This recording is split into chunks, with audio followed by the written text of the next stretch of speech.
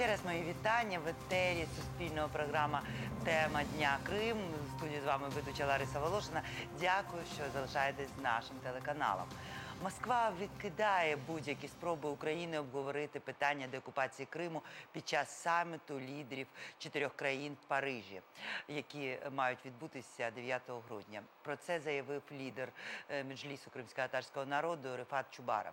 Він також нагадав, що президент України Володимир Зеленський запропонував новий формат перемовин, на якому Україна та Росія за посередництвом Сполучених Штатів мали б обговорити повернення Криму.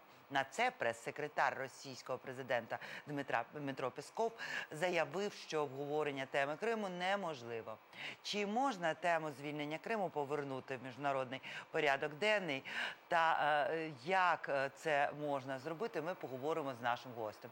Сьогодні в нашій студії заступник голови Меджлісу кримськотатарського народу Ільмі Умєров. Вітаю вас, Ільміга. Я вас теж вітаю. Перше питання, оця пропозиція пана Зеленського, мова йде про його інтерв'ю західним журналістам, він сказав, зокрема, я цитую, думаю, що в справі з Кримом могли б допомогти Сполучені Штати, міг би бути такий формат перемовин Україна, Росія, США. Я запитаю на саміті, сказав президент України, чи можемо ми говорити про Крим в цьому колі. Якщо ні, то мені хотілося б, щоб ми поговорили про якийсь інший формат. Це наша територія, я хотів би, щоб вона повернулася. На що, звісно, Дмитро Песков пояснив знову ж таки, що питання Криму закрите. Але на ваш погляд, от ця риторика голови держави, коли він каже, я спитаю, чи можемо ми говорити про Крим? У кого спитаю? У очільника країни-агресора? На ваш погляд, чи є це правильним підходом просити поговорити про Крим? Я считаю, что это самый неправильный подход. Он не поговорил ни с тем, ни с другим, сделал заявление. 3 президента, которые еще не договорились, уже обозначаются как некий формат. Это одна часть вашего вопроса. Теперь, что касается нормандского формата, где 4 президентов будут встречаться, если там не будет обговариваться Крым, то наш президент просто не должен участвовать в этом формате, в этих переговорах. Потому что, как всегда, Путин начнет говорить о том, что были Минские соглашения, были Нормандские соглашения. Украина присутствовала, участвовала и не ставила вопрос Крыма. Поэтому этот вопрос не стоит, и мы считаем, что вы уже признали аннексию и признали, что Крым – это Россия. Але Росія теж ж не ставила питання ані в Мінському, ані в Нормандському форматі про газ. А тепер ми знаємо, що на перемовинах Нормандії Володимир Путін хоче поговорити про нові газові контракти. І нікому не заважає той факт, що перемовини та, в принципі, про Донбас. Если хотите мое мнение по вопросу газа, и не только газа, но и воды, электроэнергии, рыбы, я не знаю, еще чего бы то ни было, торговля со страной-агрессором, с которым, можно сказать, военные отношения, находимся в состоянии войны, это просто недопустимо торговать чем бы то ни было. Потому что здесь тоже есть почему.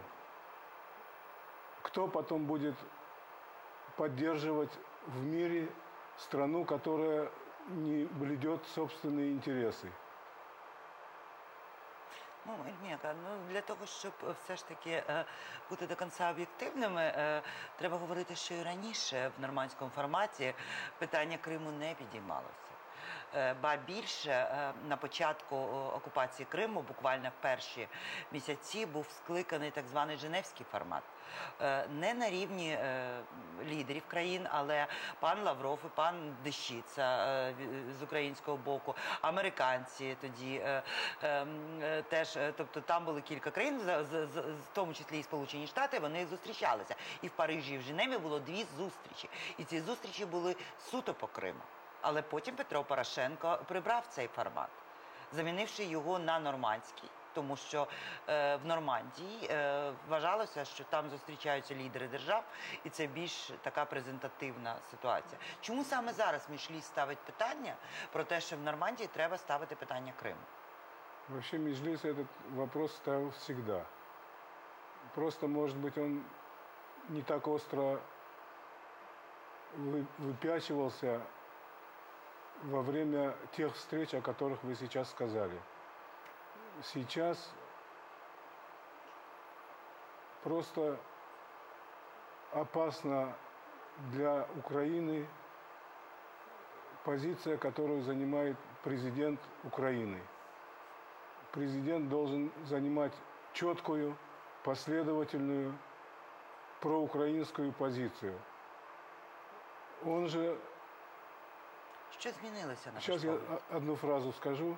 Он до сих пор еще не произнес, к чему он стремится, чего он хочет, каких он взглядов придерживается, каких убеждений придерживается.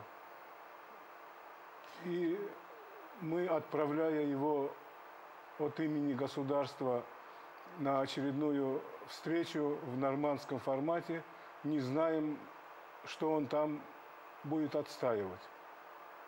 В своїй заяві нещодавній Володимир Зеленський сказав, він намагався пояснити, що він хоче отримати в Нормандії. Він говорив про те, що, по-перше, він зробив таку заяву, якраз в цьому інтерв'ю західним журналістам він сказав щось на кшталт «Чемодан, вокзал, Росія». Тобто, що ті люди, які на Донбасі не хочуть України і хочуть жити в Росії, то вони можуть виїхати. Це фактично А дуже те люди, жорстка. які в Криму, хотели жить в России, уже живут в России вместе с Крымом.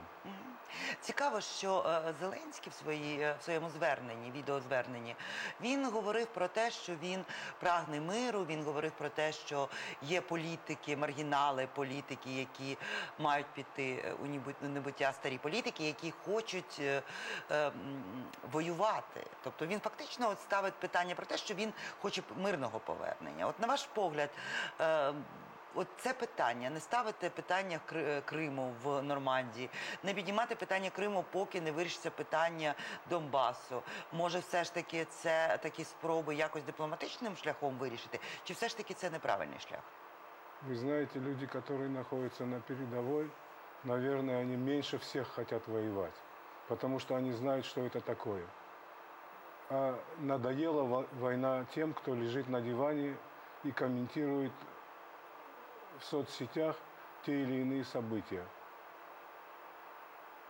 Нещодавно було звернення Меджлісу про те, що до міжнародних урядів, і в тому числі до України, до українського керівництва, про те, що питання Криму необхідно обговорювати взагалі в присутності і разом з представниками корінного народу.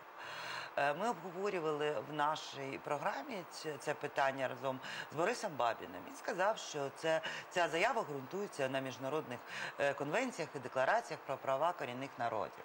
І фактично вона є абсолютно юридично легітимною. Чи отримали ви відповідь від українського керівництва про те, що питання Криму не буде обговорюватися без кримських татар? Мы такой ответ не слышали в принципе. Никаких контактов, к сожалению, нет. И ответом нам на эту ситуацию является то, что никто не советуется ни по каким вопросам, ни по Крыму, ни по крымско-татарским вопросам, ни по каким-то другим. То есть контакта просто нет. Один раз была встреча, всего лишь один раз, после поездки в Турцию Мустафы Джемилева вместе с Зеленским, где они договорились о встрече буквально через пару дней после возвращения, и больше встреч не было. В рамках подготовки вот к этому нормандскому формату, так называемому, Зеленский мог бы синициировать встречу с членами Меджлиса крымско-татарского народа, которые живут в Киеве, хотя бы в таком формате, и посоветоваться по каким-то вопросам. У нас есть позиция, у нас есть претензии на Крым, Поэтому эти вопросы не могут не обговариваться. Ну, от це питання, що представницький когда- орган народу даже- звертається до президента, а президент ігнорує. На ваш погляд, про що це говорить? Это говорит о том, что президент ничего не знает о крымско-татарской проблеме и очень мало знает о ситуации в Крыму. Як Меджліс буде діяти в цій ситуації? Ну, наверное, продолжать эту риторику, продолжать настаивать на встречах с действующим президентом и пытаться решать множество вопросов, которые накопились. Ще нещодавно була заява, і робила представництво президента в Автономній Республіці Крим, про те, що Таміла Ташева, зокрема, в одному з інтерв'ю, вона сказала про те, що готуються документи про статус кримськотатарського народу як корінного, якісь законопроекти, що готуються, є експертна комісія, яка зараз обробляє документи щодо кримськотатарської автономії. Але от ви говорите, що Меджліс не запрошують до цих підготовчих документів. Вам насилають в офіс Меджлісу принаймні документи на ознайомлення? Нет. Я просто те, що ви говорите, це звучить зараз дуже тривожно. Тоді поясніть, от ще таке питання. Ми знаємо, що Російська Федерація намагається зробити вигляд, що, ну як намагається, вже зробила, що Меджліс кримськотатарського народу – це така екстремістська організація. Янукович маргіналізував Меджліс, і були навіть заяви про те, що а ми створимо собі таких хороших кримських татарів для уряду Януковича. Те, що зараз відбувається, чи не нагадує це вам ті часи, коли влада намагалася замінити незручний для себе Меджліс на більш прийнятних, більш таких потішних кримських татар? Вы знаете, нынешняя влада даже этого не делает. Тобто питання корінного народу взагалі викреслено. В нас на зв'язку, з нами на зв'язку політичний експерт, журналіст Тарас Березовець. Вітаю вас, пане Тарасе. Вітаю, пані Ларисо. Ми обговорюємо підготовку до нормандського формату і крім офіційних заяв про те, що лідери зустрінуться, лідери поговорять, є тривожні дуже сигнали, наприклад, заяви В'ячеслава Володіна, російського дуже високого рівня, високопосадовця. Спочатку він заявив про те, що Україна через утиск національних малих народів, як він пояснив, мов на малих народів, що просто буде сепарація певних регіонів.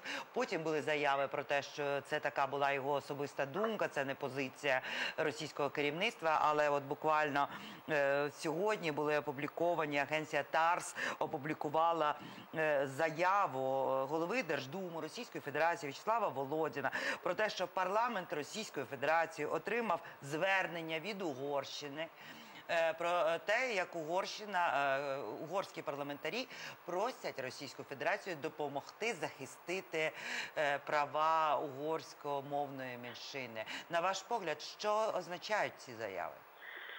Вони лише означають те, що Російська Федерація успішно працює з своїм європейським комінтерном. Пам'ятаєте, свого часу була створена міжнародна організація більшовиками, яка ставила метою приход більшовицьких режимів скрізь в Європі і не лише в Європі.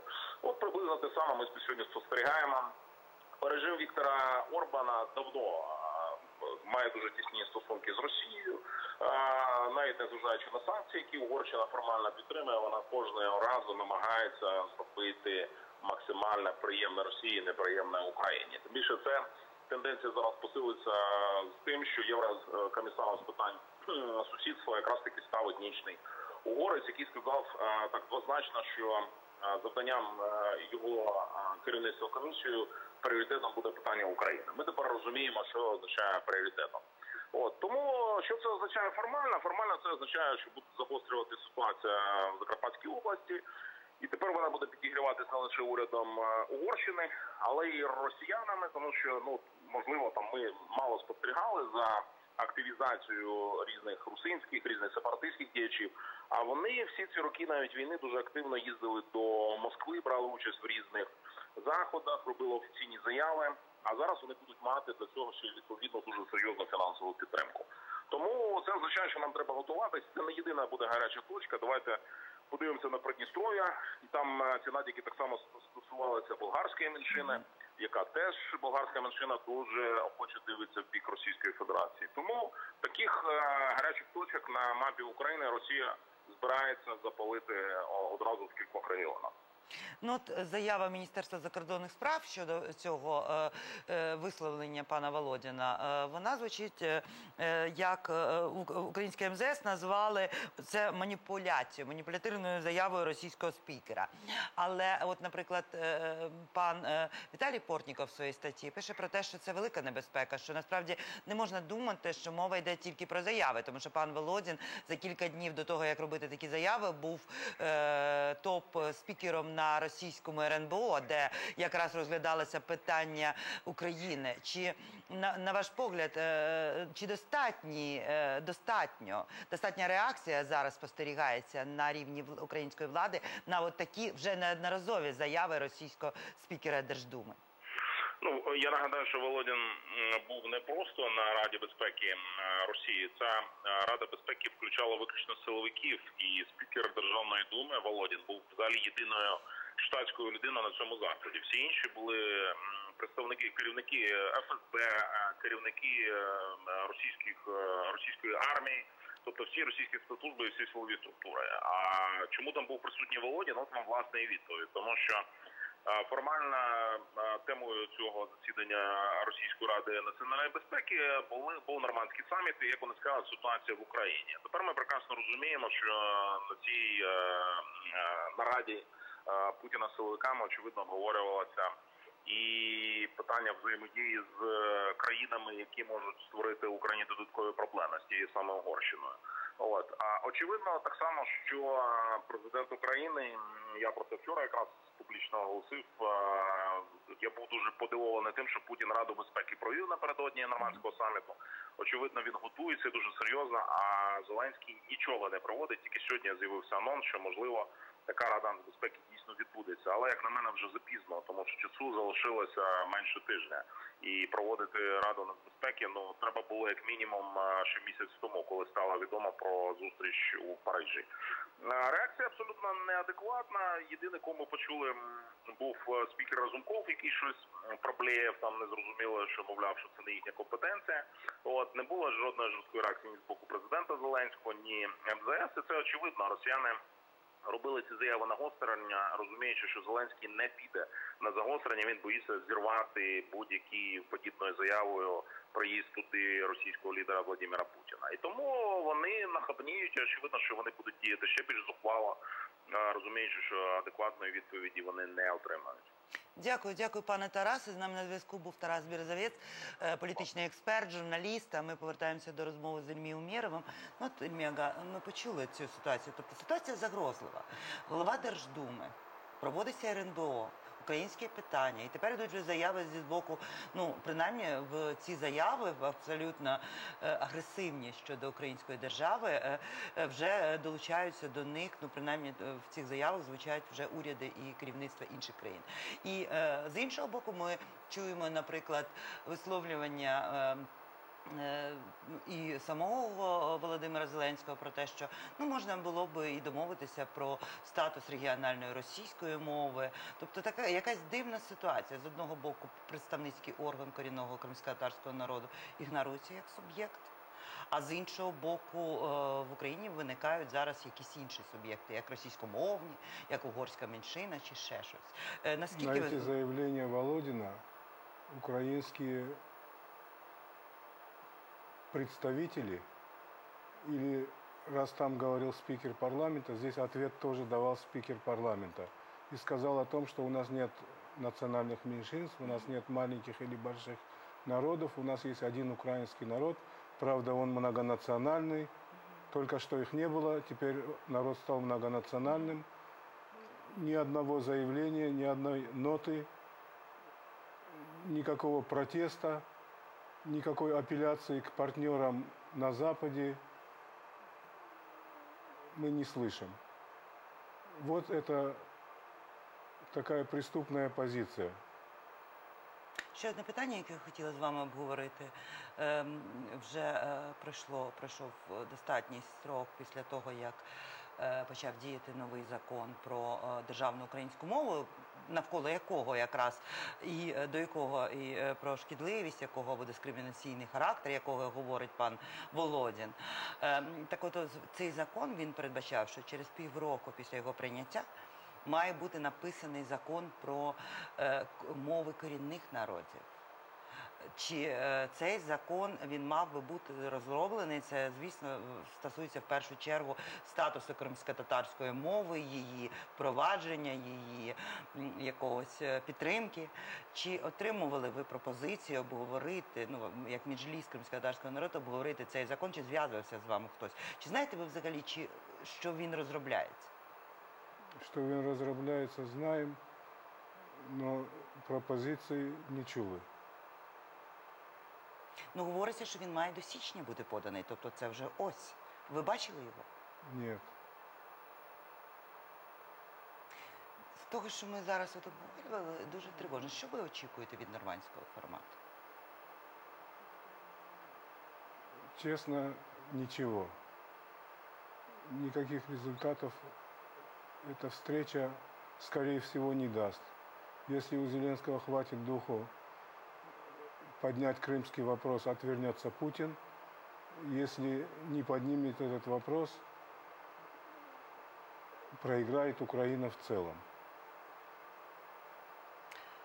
Минулі роки говорилося дуже часто кулуарно про те, що позиція багатьох українських перемовників була такою щодо Путіна. Коли Путін після 2016 року припинив зустрічатися в нормандському форматі, позиція була такою, що підіймаємо питання Криму, якщо Росія готова говорити про Крим, тоді ми повертаємося до перемовин. А говорити суто про Донбас, обговорювати мінські домовленості, які Росія, ну, зрозуміло, не збирається виконувати, все це не привід зустрічатися на найвищому рівні. Зараз, наскільки я розумію, оцей контекст, він знятий. І тоді виникає питання, як внести, як змусити Росію говорити про Крим. І тепер вже інше питання, як змусити Київ говорити про Крим. Во-первых, Киев должен говорить про Крым на всех встречах, где так или иначе обсуждаются временно оккупированные территории. Без Крыма не обсуждать остальные вопросы тоже. Не участвовать в этих так называемых переговорах, не торговать со страной-агрессором, налаживать отношения с партнерами в западных странах, в ведущих странах, с международными организациями, такими как ЕС, ООН, и договариваться с ними, показывая собственный пример об усилении санкций, о политическом, дипломатическом давлении, об игнорировании мероприятий, в которых участвует Россия, ну и так далее. Надо создавать такую ситуацию, чтобы избитая фраза, но чтобы Крым был тяжелый чемодан без ручки, который бросить жалко, а нести тяжело. Надо удорожать Крым для Российской Федерации. Не помогать России в чем бы то ни было, не спасать в каких-то сложных для нее ситуациях. Война есть война. В этой ситуации надо нажимать до такой степени, когда это будет приносить результат. З'явилося нещодавно повідомлення, що 27 листопада Кабмін розробив і подав на запровадження нові санкції щодо окупації Криму проти тих компаній, які сприяють роботі окупаційних адміністрацій, які поставляють продукцію до військових російських, ті, хто грабують культурну спадщину. І для того, щоб ці санкції ввелися, це 131 компанія російські і ті, які зареєстровані в Криму, мають під них потрапити. Для того, щоб вони були введені, необхідно, щоб було зібрано РНБО, там має бути прийнято, затверджене це рішення, і потім воно має бути підписане президентом Зеленським. Які перспективи, на ваш погляд, того, що Україна запровадить ці санкції? Хотелось бы, чтобы санкции только усиливались и никаких поползновений в обратную сторону, чтобы не было.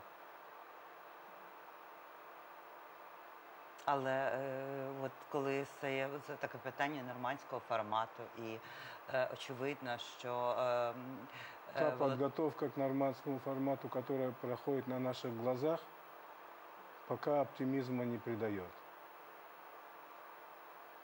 і тоді виникає питання, а що натомість? Що би ви радили зробити? От зараз президенту. Їхати чи не їхати на цей нормандський формат? І якщо їхати, то як? Учитывая, что до сих пор Путин или вместо него Песков говорят о том, что Крым не рассматривается, надо не ехать.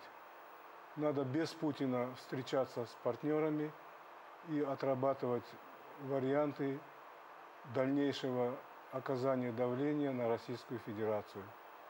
Дякую. Дякую, Ільмі Ага. З нами був Ільмі Умєров, заступник голови Меджлісу кримськотатарського народу. На цьому я з вами прощаюся. І перед тим, як передати слово новинам кримськотатарською мовою, хочу ще раз нагадати вам підписуватися на нашу сторіночку у Фейсбуці для того, щоб слідкувати за кримськими новинами, а також вже заходити і читати новинну стрічку Суспільного мовника. На все добре з вами. Для вас цю програму провела Лариса Волошина.